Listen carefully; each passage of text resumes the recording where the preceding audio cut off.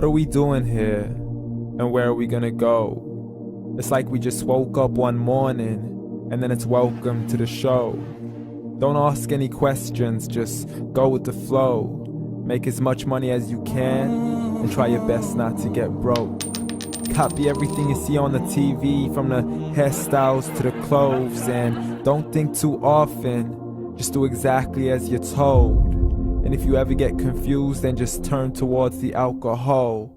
You'll still hear your thoughts, then just turn up the radio as you learn to live a lifestyle of drugs, sex, and rock and roll. But in all honesty, I just need to know, is there more to the cycle than growing and getting old? Living and dying just to leave behind a happy home and a whole lot of property that somebody else is going to own. I just really need to know before the casket's closed, 'cause I'm not willing to gamble with my soul, nor am I ready to take any chances. These are just simple life questions and I'm just searching for some answers. Like, what are we doing here? And what is our purpose? How did we get here, and who made us so perfect? And what happens once we go, or is this world all really worth it? Questions we don't answer because apparently we don't really have to. There's no purpose to this life and our existence is merely natural. Then in that case, please let me ask you, did you create yourself, or was it somebody else who had fashioned you? 'Cause you're a being that's impeccable, faultless and unparalleled. You're a product of supreme intelligence and I'm merely being rational. For there isn't a camera on this earth that can come close to the human eye, nor a computer that can compete alongside the human mind. And if the whole world was to come together, we wouldn't be able to create a single fly. So many signs, yet we still deny. As science tries to justify that all this could come from none, when it's a simple sum. 0 plus 0 plus 0 cannot possibly ever give you 1.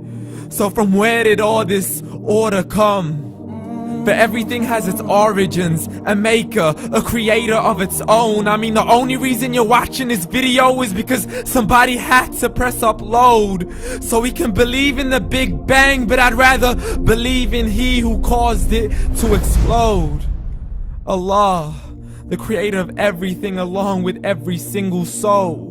The ever-living, the master, the only one who is in control. Unlike his creation, beyond our imagination. And no, he's not a man, nor does he have any partners in association.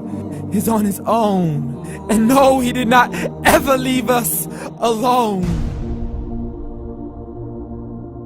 Just like every manufacturer, he left us with an instruction manual. The Quran and Islam, and I'm sorry to jump to conclusions, but it's the only one possible. The only definition of God is the one and only supreme being. It's logical, a book with 0 contradictions, with miracles that are both scientific and historical, all revealed over 1400 years ago.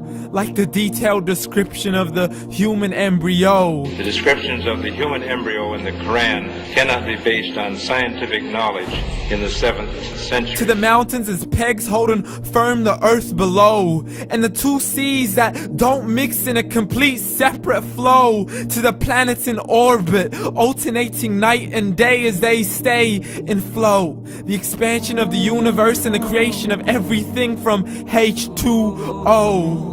To the stories of the past and the preservation of Pharaoh. To identifying the lowest point in the land where Persia defeated Rome. The gushing fluid that created man in the glands between the ribs and the backbone. And not a word has changed, it's still the same. So please explain how all this was known over 1400 years ago.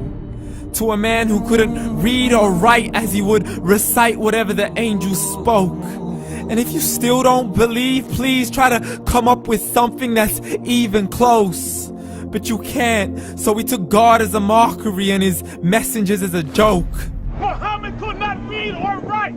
How's somebody who can't read or write gonna start a religion? Dismissed his scriptures as legends and tales of the ancient folk, as we live life according to our whims, desires, and hopes. saying this life is the only home we will ever know. We will live then die, then simply turn to bones. YOLO! Correction, after the grass dies, the rain arrives and it regrows, and Allah promises to do the same thing to your very soul and bring you back from your very fingertips to your toes, as the all-seeing supreme being watches us so close, and we are surely being tested in our wealth, our health, and our self, and everything that we've been blessed with. So believe, for we will surely be resurrected and be brought back to our Lord and account for every single deed, as He hands us our books and